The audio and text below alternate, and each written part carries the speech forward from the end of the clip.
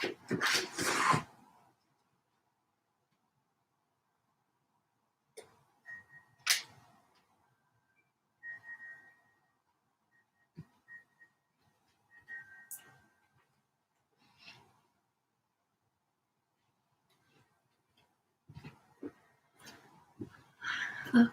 good morning. Welcome, everyone. Can you hear me? I always have to check and make sure that my earphone things are working. So, can somebody comment and just let me know if you can hear me? Okay, great. Thank you, Julie. Hi, Rama. Good morning. So, those of you that have taken my Bhakti Vinyasa classes in the past, in the before times, might remember that I always am joking about how every day is a Hindu holy day. And it's really phenomenal how many holy days are there in the spiritual calendar.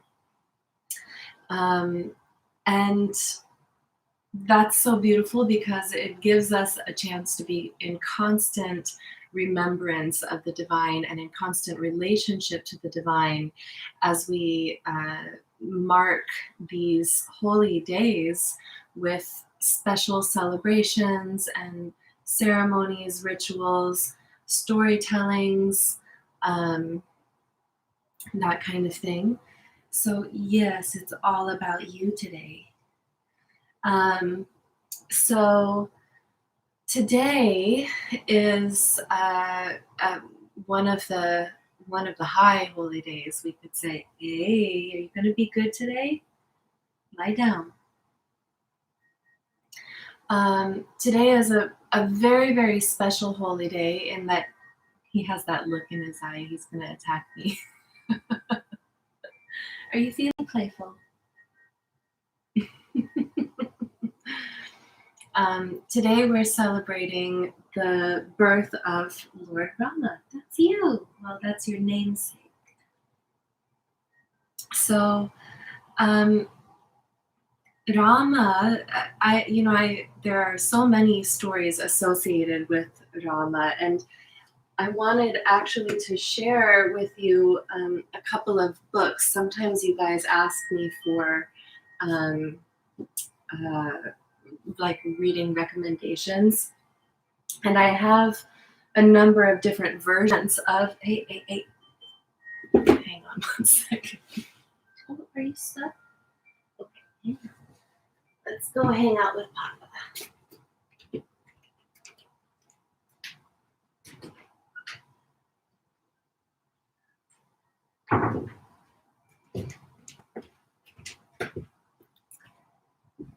This time of day is his usual playtime.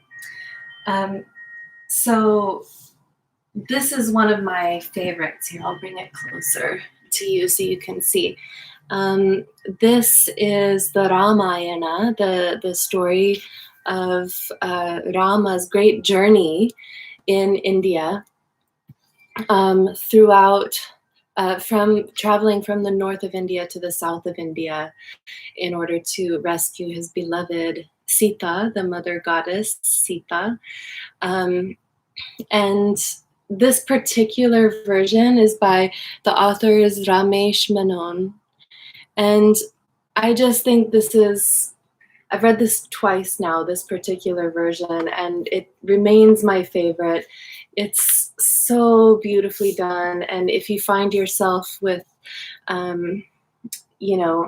time on your hands right now and looking for a good book, this is quite a beautiful journey. And then the other one that I thought I would share with you is something kind of unusual, but this was written by my friend Vrinda, and it's called Shadows of the Sun Dynasty. And this is actually book 1 of a trilogy that basically tells the same story. It is the Ramayana, but it's told essentially like from the perspective of the women in the story. It centers the women characters in the story, and because it is telling stories that are like places in the traditional Ramayana where there are places that are left to the imagination, so to speak. Vrinda let her imagination flow with the story, and it's quite beautiful. It is very, this work is full of devotion, full of bhakti, and I just really recommend it. And also, her mother did all of the illustrations in the book they're just exquisite. I mean, gosh, what a talented family. Yeah, they're just, anyway, highly recommend it. So, what I wanted to talk about this morning before we jump into our asana practice is what is the spiritual significance of this day. So there are so many stories that are associated with Rama and Sita, but what is the spiritual wisdom that is contained within those stories? What is the purpose of Sri Rama's birth on this plane? And what can we learn from these stories and the teachings that are contained within them? So Rama is the seventh avatar of Vishnu. Vishnu, he comes to the earth plane whenever adharma is becoming predominant and dharma is declining. And so in the time of Rama's birth, there was a very powerful demon named Ravana who was creating a lot of imbalance on the earth plane, a lot of disruption and a lot of imbalance and suffering on the earth plane. And so he is Lord Vishnu, the preserver of the creation, takes birth this time as Rama, and he's born as a prince in the kingdom of Ayodhya in northern India. And Rama is destined to become the king, and as we've discussed previously, his kingdom is essentially usurped, and he's sent into exile with his brother and Sita. And during the final days of their exile, Sita is kidnapped by this demon Ravana and taken to Lanka. So we touched on this on Monday morning when I was telling the story about the chipmunk. So, so it's not just any good person's birthday that we're honoring, but it's actually the advent of the divine being born onto this earth plane. And each avatar of Vishnu has its own very unique qualities. I mean, all of them come to restore dharma. But each one of those avatars has not only a unique form and qualities, but has a unique, I don't know what the word is I'm looking for, something unique about them. So for instance, Narasimha, the avatar of Vishnu that is half lion and half man, his qualities are of the fierce protector. And so everything about his form and his qualities show this very fierce kind of sacred rage that protects and uplifts his his beloved devotee, Prahlad. And so each of these avatars has their own kind of unique qualities. What's unique about Rama is his complete sincerity and firm standing in dharma. He is so intimately rooted in dharma, in goodness, in the natural order, that nothing can shake him. Even when it is very, very difficult. Throughout the story, Rama is tested. He's challenged over and over and over again and put in situations where any one of us might choose against the Dharma. But Rama cannot be shaken. He cannot be swayed from his Dharma. So he is bound by his father's word. He is bound by the Dharma, the law of the land. He is bound by the Dharma of the scriptures. He cannot go against Dharma. So this is why, as he eventually became king, his rule on this earth was considered a golden era, because the land was ruled from the perspective of the highest Dharma. And the story of his life essentially represents what it looks like when Dharma triumphs over adharma. The story, this long story that is stories within stories within stories within stories, it is an entire meditation, really, and contemplation of the power of dharma. So it feels especially relevant to me at this time because there's so much suffering in the world. And that's not really different. There has been so much suffering in the world for so long. But particularly at this time, it's very unusual in that the whole world is sharing a similar suffering. We each have our individual expressions of that, but for the first time, maybe in humanity's history, we are all sharing the same sorrow. And that is very remarkable. I thought of this the other day, that previously, whenever some, disaster would happen, other people in other parts of the world would send aid and resources, and money and whatever could be sent in order to help out. We see that happen all the time with natural disasters, earthquakes, floods, things like that. People from the areas that are not affected send aid to those areas. But right now, the whole world is affected by this virus.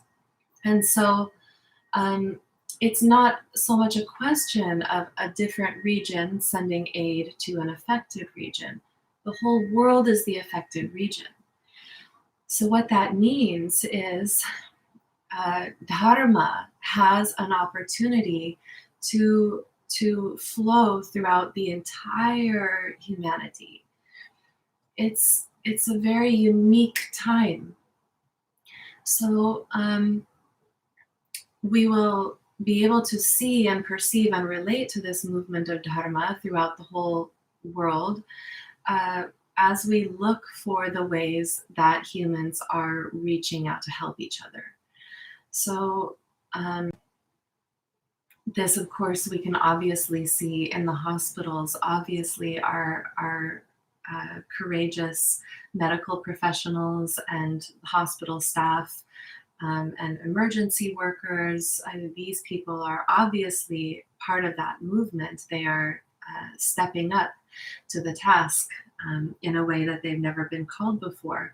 But also, of course, our grocery store workers, everyone that's providing those essential services, obviously is part of that movement of Dharma. It's a movement. Dharma will always move to connect, to unite, to bring together, to aid, to support.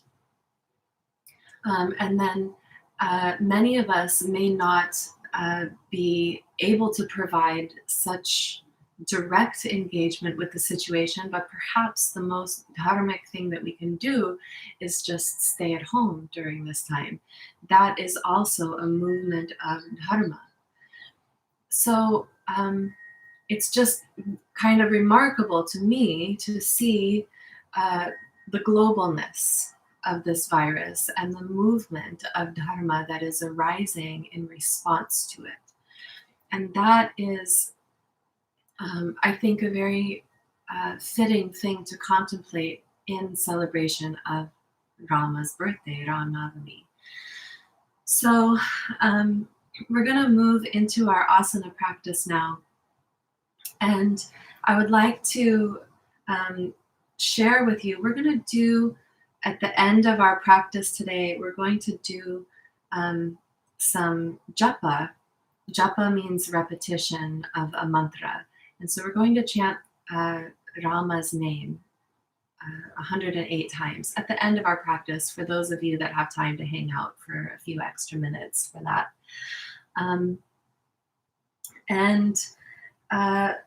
As we move through our practice, we'll set an intention in the beginning of our practice. And my invitation to you is, in addition to all of your personal intentions that you would offer into the practice this morning, I invite you to sit with this affirmation, which is love's victory.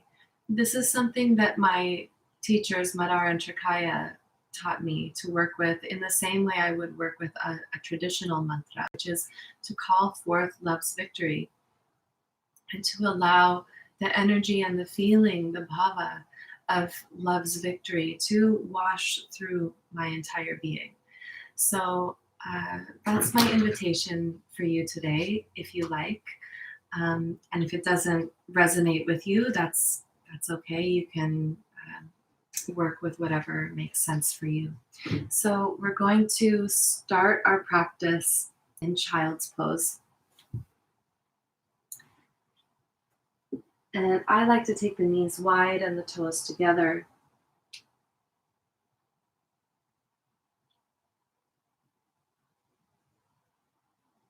And you can just begin by taking a few deep breaths.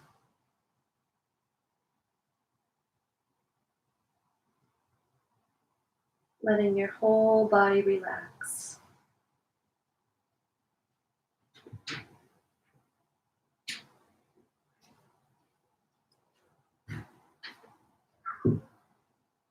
Let the belly be soft and round with breath.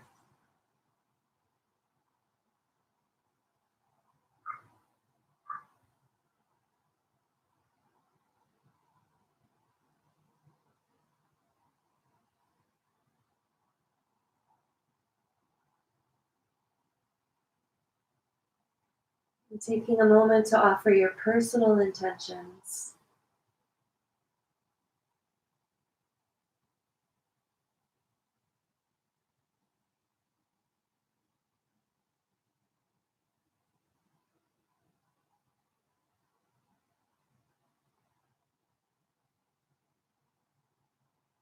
If you feel inspired to work with love's victory, you can call that forth as well.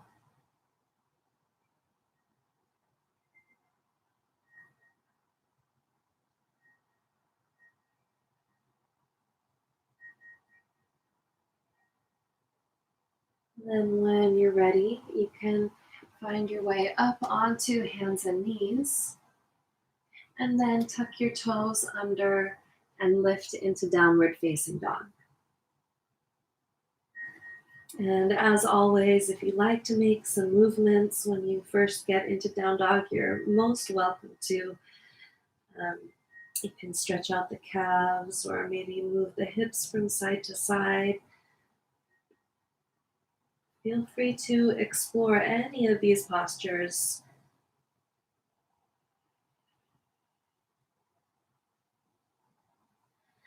And then we'll just walk the feet forward to the front of the mat.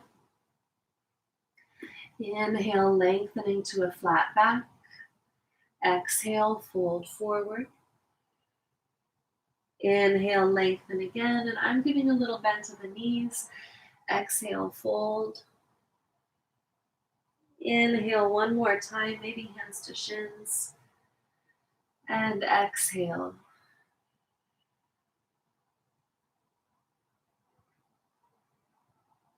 Just staying here for a few breaths. Try shifting your body weight slightly forward so there's a little bit more weight in the toes than the heels.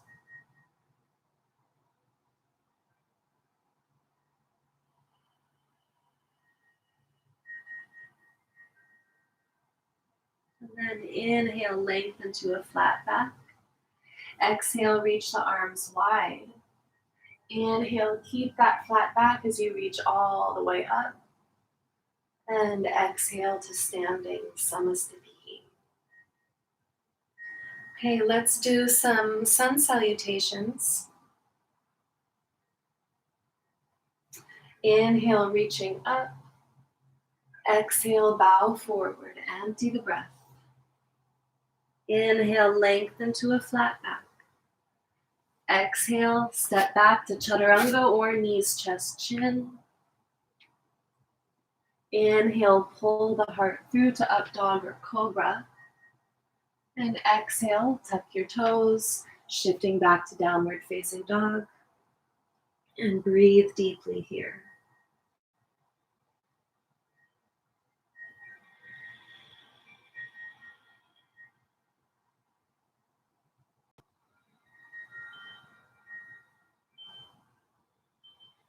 Lightly draw the front ribs in and down.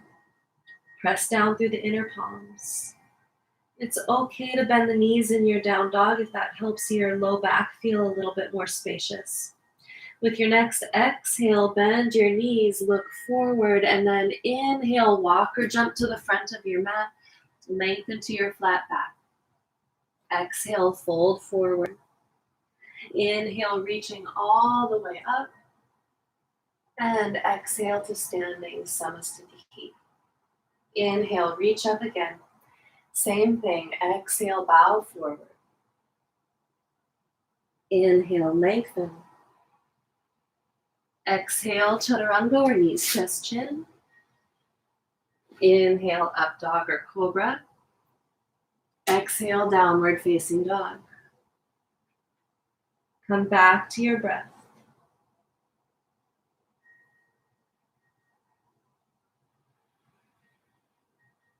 So the mind is observing the body, observing the breath. And you can observe your mind too.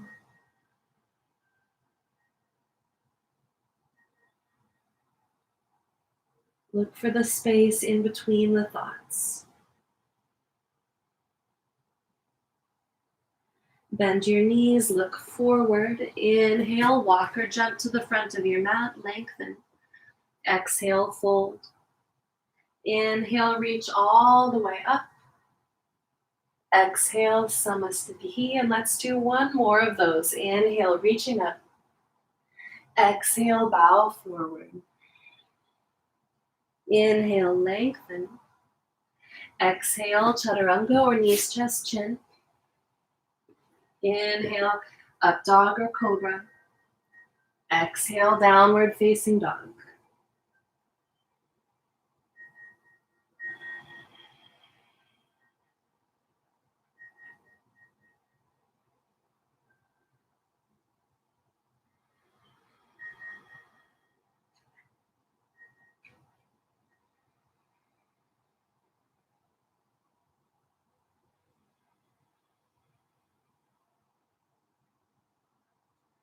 Bend your knees, look forward. Inhale, walk or jump to the front of your mat, lengthen. Exhale, bow forward. Inhale, reach all the way up. And exhale to standing Samasthiti. Okay, let's take the feet a little bit wider than the hips and turn your toes slightly out to the side. We're going to squat down into Malasana like we did the other day. And if you find that it's difficult to get the heels down or it's difficult to balance in this pose, you're going to want to sit on a pillow or a block, or you can put a rolled blanket underneath your heels. So I'm using my elbows to press the knees open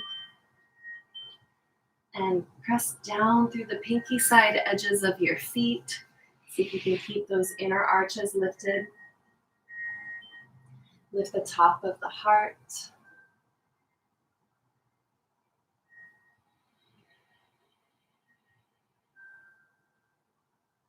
And then setting your hands down, we'll keep that right foot exactly where it is and just step the left foot back. Take that left knee down, bring your right hand on top of your right knee and twist to the right. So I'm letting that left hip just drape towards the floor.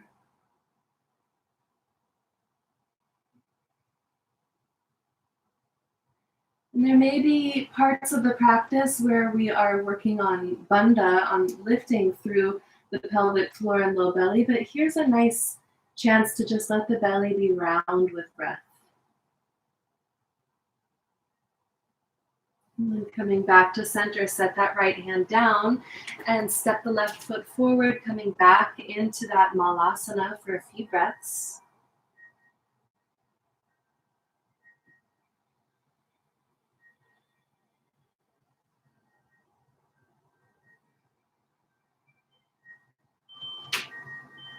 And setting the hands down, step your right foot to the back of your mat.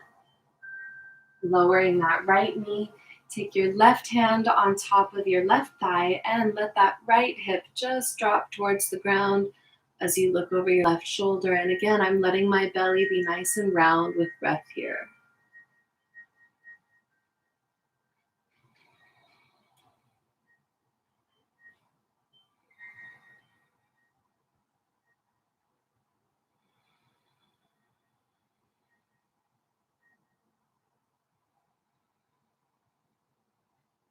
And bringing that left hand down, this time step back into downward facing dog.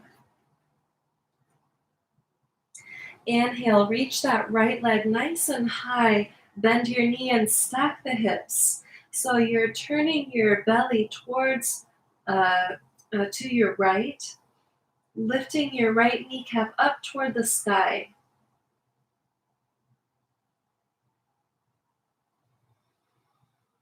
So I'm lifting my right hip up over the left hip.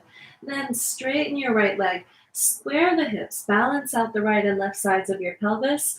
And we'll step all the way between the hands. And remember, when you're stepping forward, if that foot doesn't get all the way forward, you want to take your right hand and help it come forward. That way, your standing postures will be measured properly. Turn that left heel down and inhale, coming up to Warrior Two.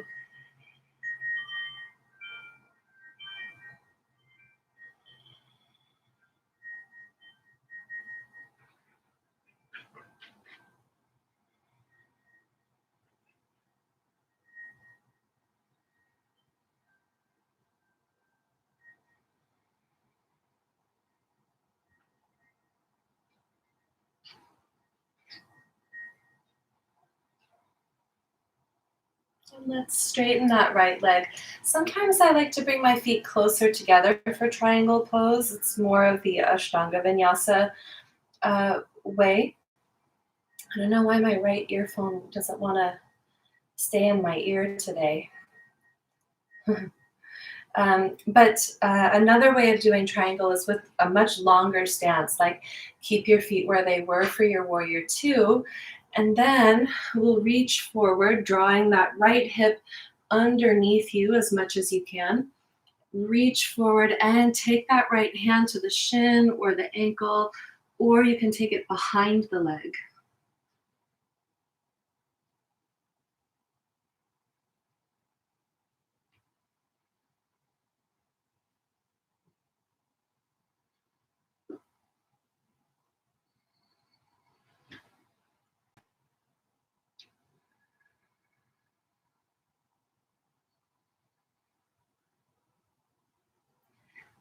Look down.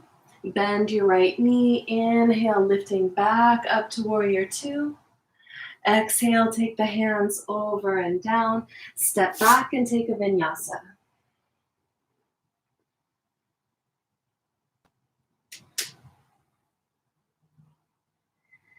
Inhale, reach that left leg nice and high. Bend your knee and stack the hips once again. So now I'm trying to turn my belly over to the left and bring that left hip on top of the right hip, like I'm trying to point my kneecap toward the sky.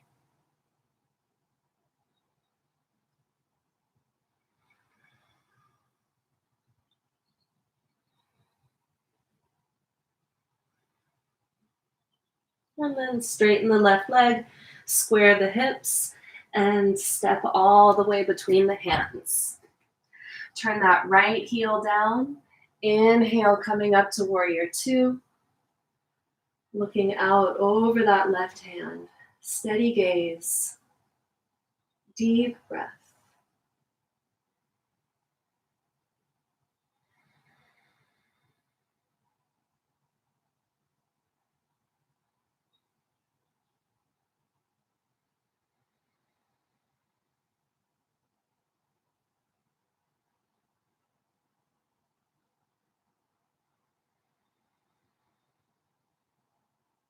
Straightening the left leg now.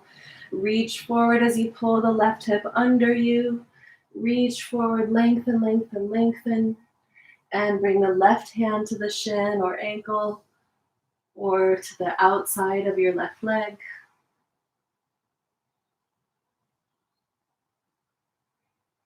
And it helps me to turn the right foot in even more as I come into the posture. So I'm pressing my right heel towards the back of my mat. Makes a little bit more space in my low back.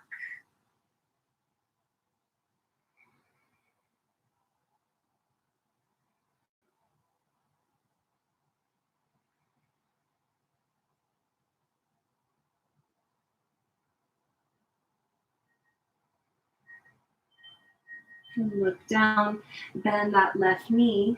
Inhale, coming back through warrior two. Exhale, take the hands down, step back, vinyasa or down dog.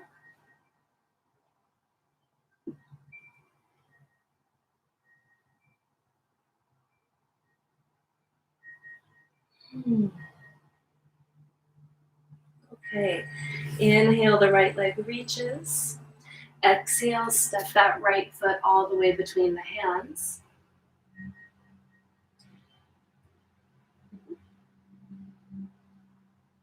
We're gonna scoot that left foot in as much as you need to get the heel down. So this might be a good pose to use your block. I still don't have a yoga block on hand. I just have this box of tea. So you could put whatever you're using in lieu of a block out in front of you if you want. And you can also bend that right knee a little bit. Now, I've only scooted my left foot in enough to be able to get that left heel down comfortably. Careful that it doesn't come in too close or stay so far back that it's difficult to put weight into the left heel. There's kind of a happy medium. And on Monday, we talked about railroad tracks and balance beam. So this is a railroad tracks pose.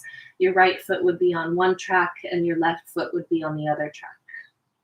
Push back through that left heel and push down through the ball of the right foot. Let's take a deep breath in, lengthening. And then as you exhale, just let your body drape forward. And you can bend that right knee a little bit if it's feeling tight. Try to soften the neck completely. Sometimes if I notice that there's a little tension in my neck, I just turn my chin to one shoulder and then to the other shoulder a couple of times. And then try to just let it hang. Feel the crown of your head kind of hanging towards the floor.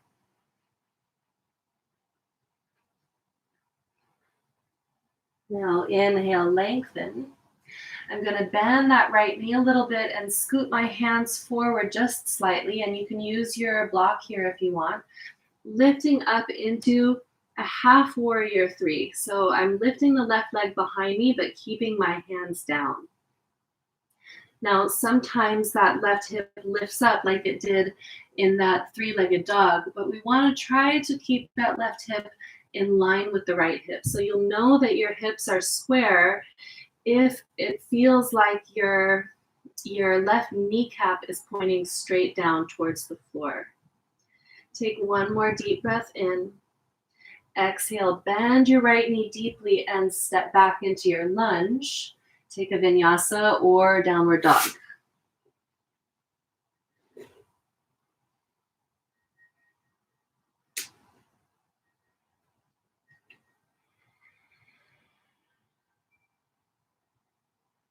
Okay, inhale, reach with the left leg.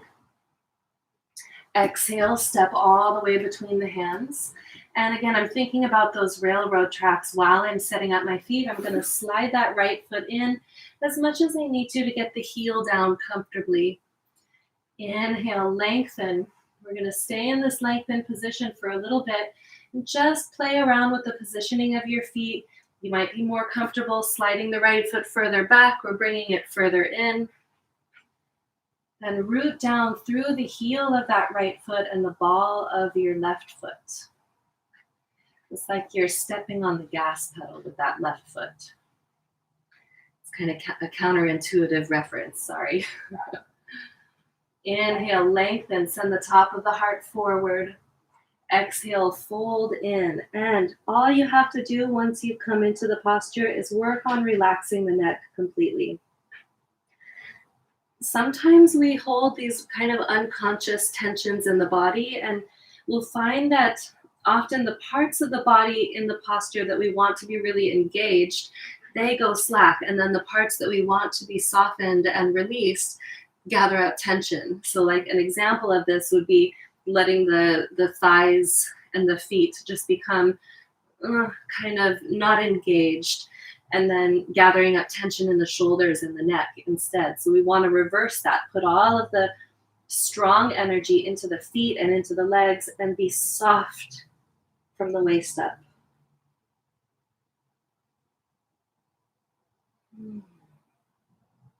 So now give a little bend to that left knee. Look forward, move your hands forward a little bit, and then float that right leg up, just a half warrior 3. And again, some people will say you'll know the hips are square if your right toes are pointing straight to the ground. That's not really true for everyone's body because some people have a tibial torsion that makes their feet turn out a little bit. So the kneecap is a better indicator of what's happening at the pelvis. So try and just feel that that right kneecap is pointing straight towards the floor. Good. And then bend the left knee, stepping back into your lunge, and take down dog or a vinyasa.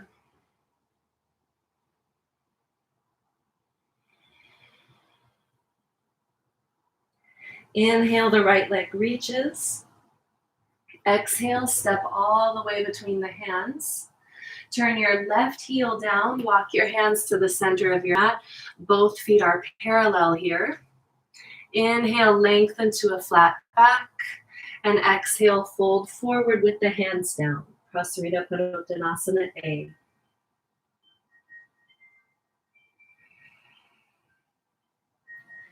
And your head may or may not touch the floor. But see if you can move your shoulders away from your ears. And press down through the inner arches of your feet and firm the thighs.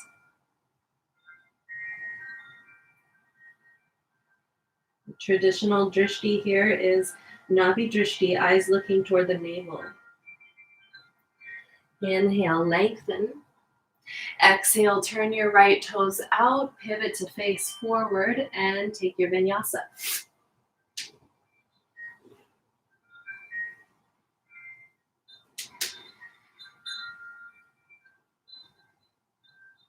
Inhale, the left leg reaches.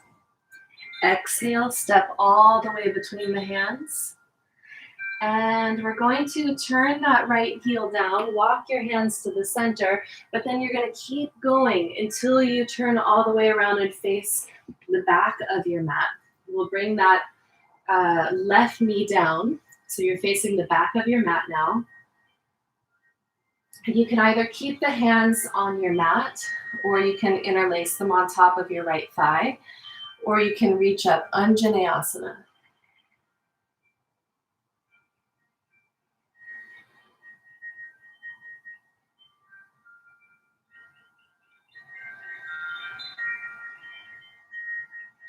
And then bringing the hands down, slide that right leg forward, slide the left leg back, coming into Hanuman Asana.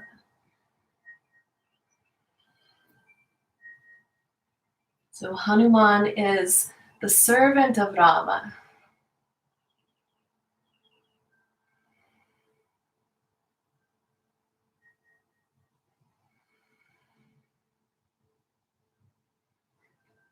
And pressing into the hands, we're gonna walk it, scoot in and walk it over to the left, coming into that long lunge first. Drop your right knee, and again, you can stay right here, or bring your hands to your thigh, or reach up, Anjaneyasana.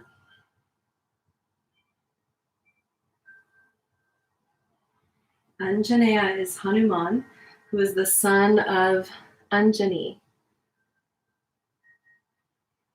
And bringing the hands down, we'll slide that left leg forward and slide the right leg back. And it doesn't matter how deeply you get into the posture. It's likely that the right and left sides will be a little different. Stay with your breath.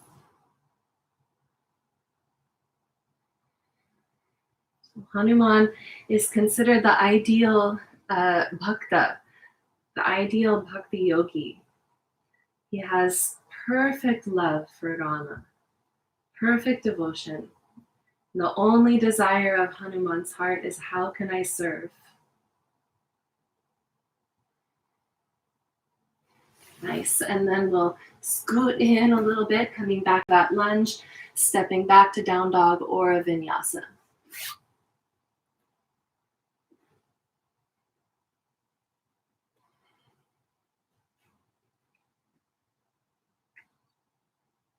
Okay, lower your knees and come sitting up. Okay, so I have not been able to figure out why. Oh, I think it's twisted, the cord. That right earphone keeps trying to jump out of my ear.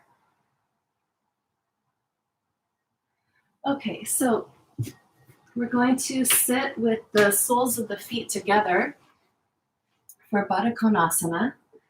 And you can sit up on a cushion if you'd like. If it feels like your low back is kind of rounding and it's difficult to stay upright and lifted, then I would recommend sitting up on a cushion. If you feel pretty lifted here, just stay like this. Take a deep breath in, and exhale. We'll go forward with a flat back first. So if you look at my spine, I'm trying to make it as flat as possible.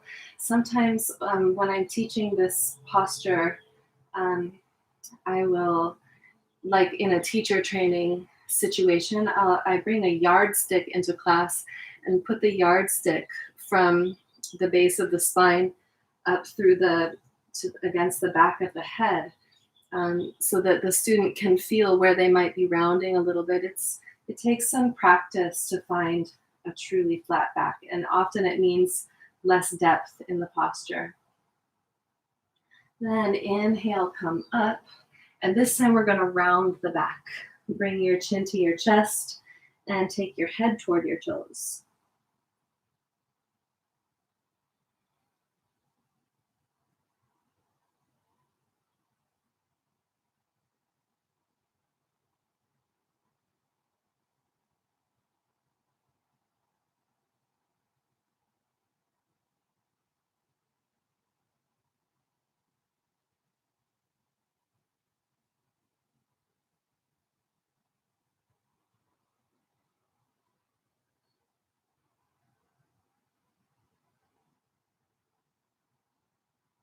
And then inhale, coming up. All right, extend both legs forward. And we're going to place the right ankle on top of the left thigh, making a figure four. Lean back into your hands and scoot that left foot in. You may find that just scooting it in a little bit is better for you. If you scoot it in and you're not feeling any stretch, you can try scooting it in further and push down through the hands so that you're lifting the top of your chest.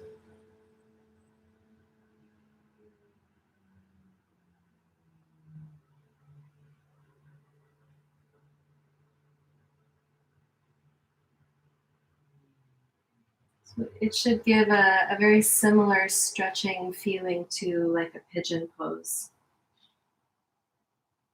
And then slide that left leg forward and change sides. Place your left ankle over the right thigh, just above the knee. Bend that right knee and press into the hands to lift the top of the chest. And sometimes I like to kind of wave my legs from side to side just a little bit, just to kind of explore that sensation of stretch. There's a lot of places we could go with the work of this posture, but I'm just keeping it kind of simple today. I've been enjoying with these YouTube practices just keeping things a little bit more moderate and not quite as vigorous as my practices can sometimes be, those of you that study with me in person. And then let's slide that right leg forward and lie down onto your back. And you can just face whatever direction makes the most sense for you. Bring that right knee into your chest. Give it a little squeeze. Take a couple of breaths here.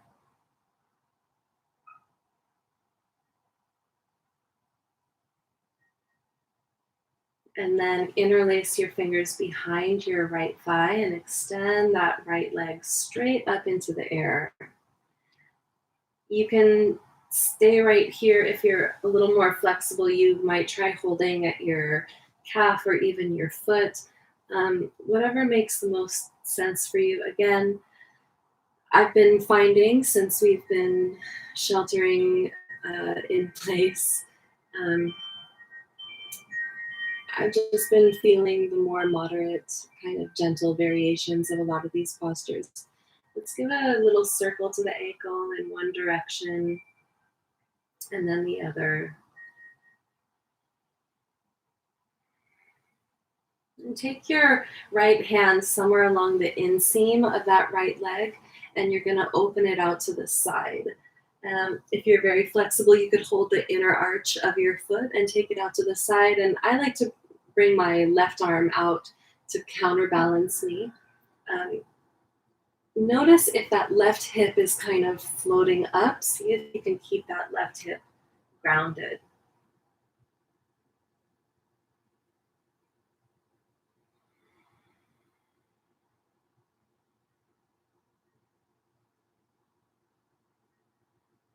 And then coming back to center, bend that right knee. Take your left hand to your outer thigh and pull it across your body into a twist.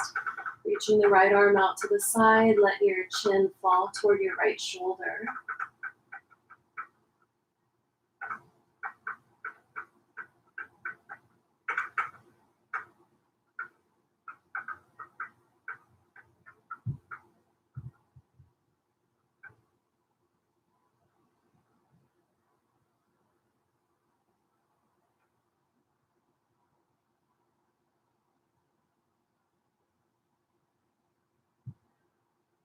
And then coming back to center, give your right knee one more little squeeze and extend that right leg out.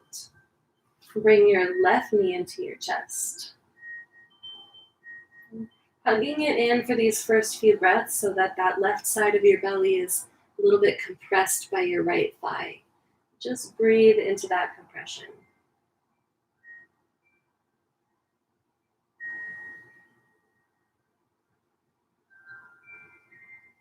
and interlace your fingers behind that left thigh or calf, wherever you're holding.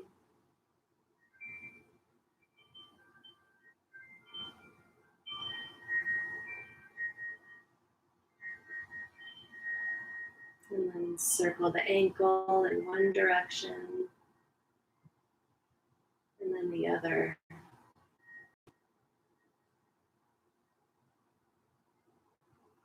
You take your left hand somewhere along the inseam of your left leg, or maybe all the way to the inner arch, and go ahead and open it to the side. Try to keep that right hip grounded. Right arm can reach out to the side to counterbalance you. This is another posture where you can let the belly be round and full with breath. There's no need to practice Mula Bandha or Uddiyana Bandha here.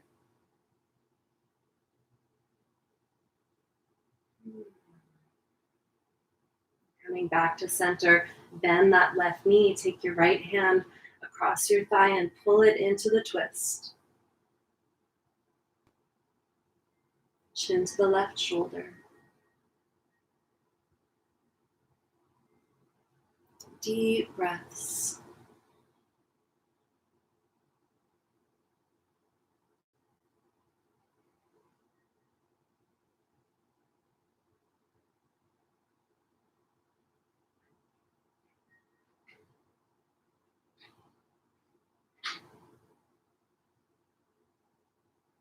Coming back to center, give that left knee one more squeeze and extend that left leg all the way out. Setting up for Shavasana, a nice deep rest. So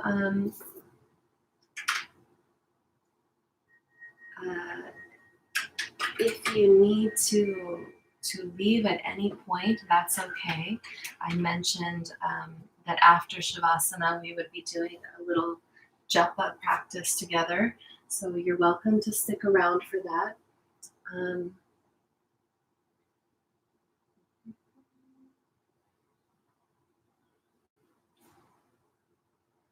And I'm going to sing for you the Hanuman Chalisa during your Shavasana. So as you get nice and settled in, this is a very beautiful song prayer in honor of Lord Hanuman, who is the epitome of perfect bhakti, perfect love for Lord Rama. And so when we talk about love's victory, the victory of dharma, of goodness,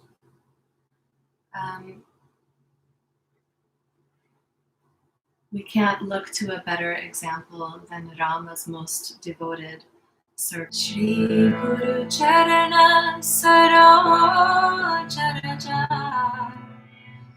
Nija Mana Mukura Sudhari Varano Raghupara Bimala Jasu Jodaya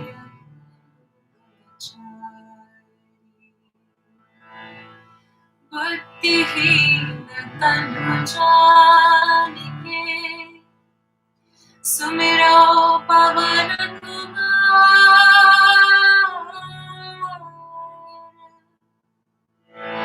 Balabuddhi Vidya Deho Mani Hara Kumare Shrikan Siyavara Sumati Ki Sangi Kanchana Varana Raja Subisa Kanana Kundala Chintesa Atavajra Dvaja Viraje Kande Munja Jane Saje Shankara Suvana Kesari Nandan Teja Prabhava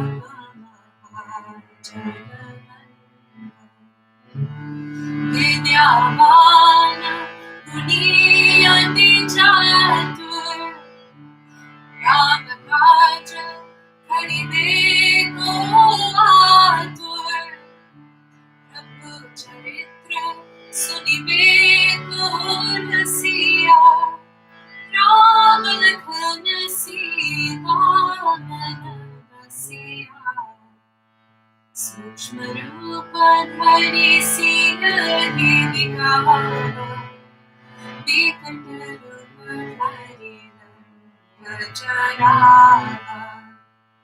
Bhima Rupa Dhari Asura Samhare Ramachandra ke kaja sanvare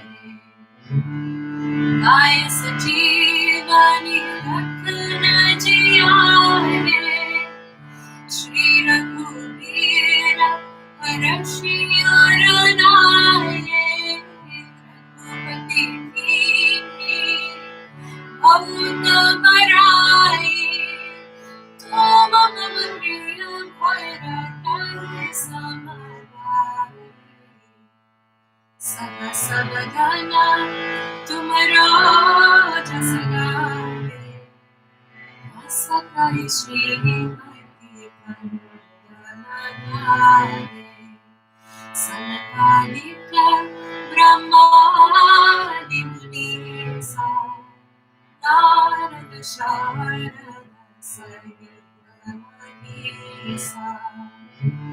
Jamakubera Digopala Jamante Kavi Kuvida Kahi Sakhe Kamante Tumapara Sukrina Nikrina Rama Vidaya Raja Paladina Tamaro Mantra Vibhishanamana Lankeshwara Bhai Sarvajagajana Yuga Sahasra Yojana Paramanu Nilyothari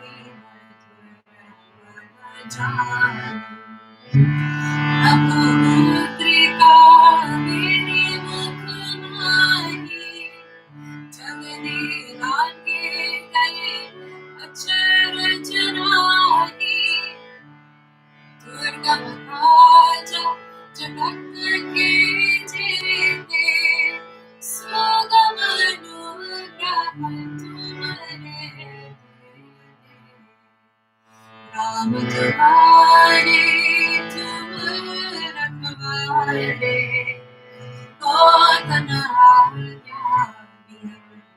Vinyasa Sab Sukh Duhi Tumhari Sharana Tumhara Charana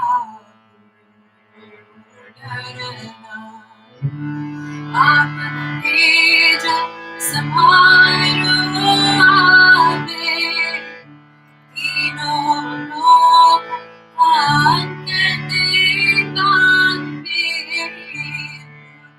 Sacha Nikatana Hirame Mahavira Jagana Masura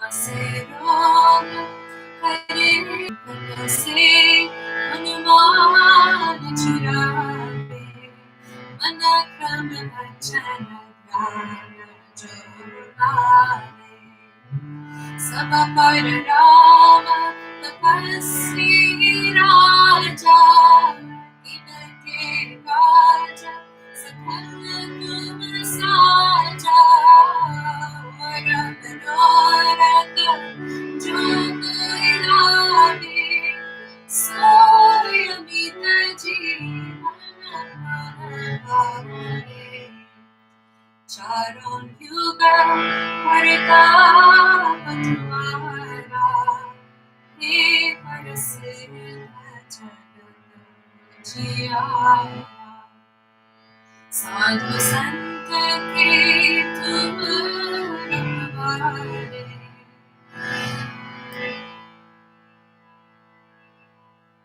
असुर निकंदन राम दुलारे, अष्ट सिद्धि नौ निधि के दाता, असबर दीन जानकी माता, राम रसायन तुम्हारे पासा, सदा रहो रघुपति के दासा, तुम्हारे भजन राम पावे, जन्म जन्म के दुख बिसरावे, अंत काल रघुबर पुर जाई, जहाँ जन्म हरि पर कथाई, और देवता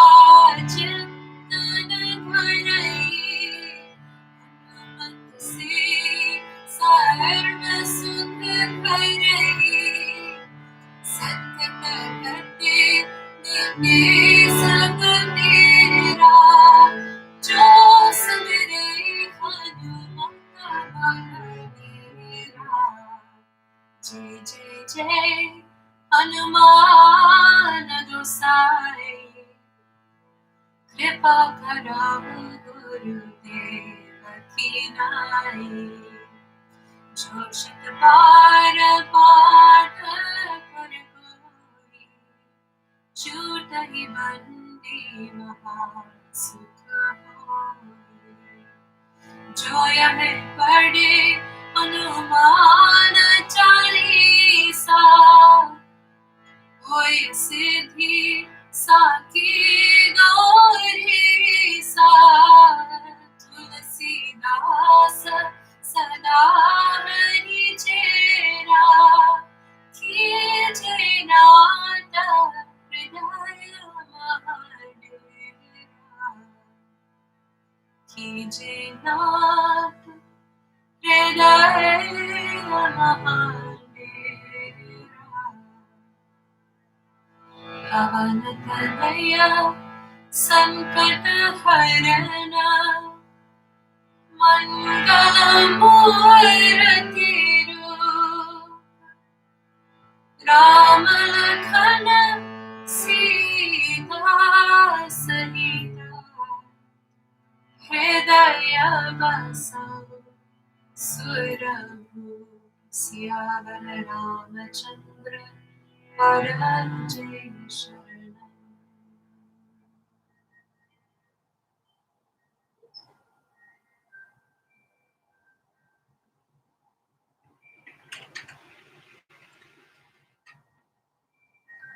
So if you are still in Shavasana, you can slowly find your way to a comfortable seat.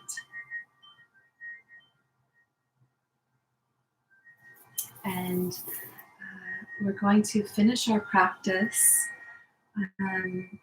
with chanting 108 repetitions of Rama's name.